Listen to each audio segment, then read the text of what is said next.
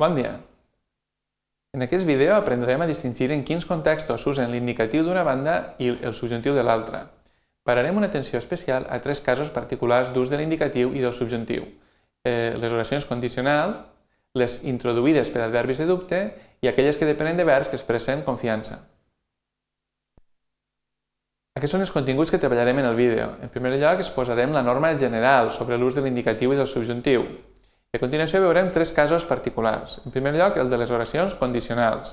I en aquest cas distingirem entre la pròtesi i l'apòdosi de les oracions condicionals. A continuació veurem què signifiquen aquests termes. I farem una remarca sobre aquelles oracions que expressen desig. Finalment, veurem el cas de les oracions de dubte i el cas de les oracions de confiança.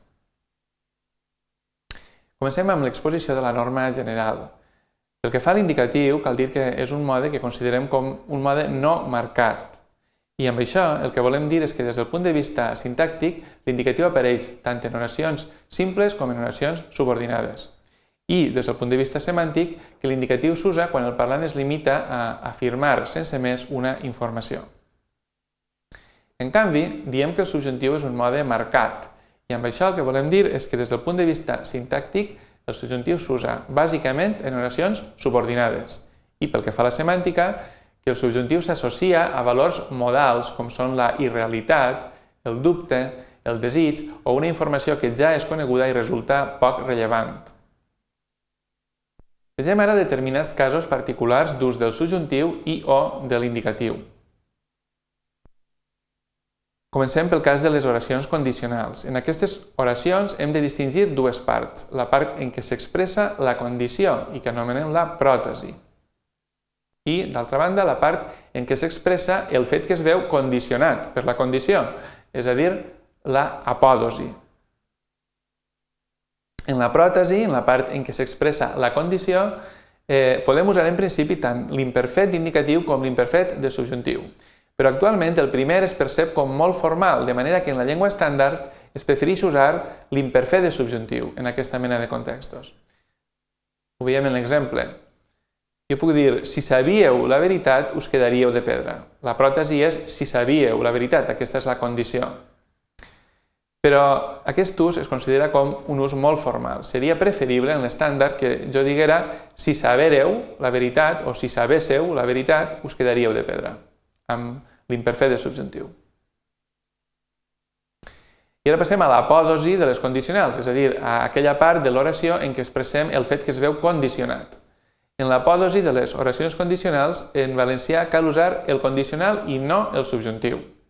L'ús del subjuntiu, i concretament l'ús del plusquamperfet de subjuntiu, s'ha introduït en valencià en aquesta mena d'oracions per interferència del castellà, però la normativa de la nostra llengua estableix que cal evitar-lo. Per tant, en lloc de dir si t'hagueres o t'haguessis afanyat més no hagueres fet tard o no haguessis fet tard, allò que realment haurem de dir i és correcte dir és si t'hagueres o t'haguessis afanyat més no hauries fet tard. O en lloc de dir si l'haguéreu vist o si l'haguésseu vist no l'haguéreu conegut o no l'haguésseu conegut, cal dir si l'haguéreu o haguésseu vist no l'hauríeu conegut. Bé, cal remarcar que determinades oracions que expressen desitjos amb verbs com ara voler es comporten d'una manera semblant a l'apòdosi de les oracions condicionals. En aquesta mena d'oracions, també la interferència del castellà fa que de vegades s'hi usi en valencià el subjuntiu, quan la normativa només hi permet l'ús del condicional. Bé, per exemple, en lloc de dir volguera ajudar-los més, però ja els he dit tot el que sé d'aquesta qüestió, això seria un ús incorrecte, allò que hem de dir és voldria ajudar-los més, però ja els he dit tot el que sé d'aquesta qüestió. O en lloc de dir no volguérem preocupar-te, però darrerament fas mala cara, correctament hem de dir no voldríem preocupar-te, però darrerament fas mala cara. Passem al cas de les oracions que expressen dubte. En aquelles oracions que apareixen encapçalades per adverbis que indiquen dubte, adverbis com pot ser, possiblement, probablement, tal vegada, en valencià cal usar l'indicatiu i no el subjuntiu. L'ús del subjuntiu també s'ha introduït en valencià en aquesta mena d'oracions per interferència del castellà.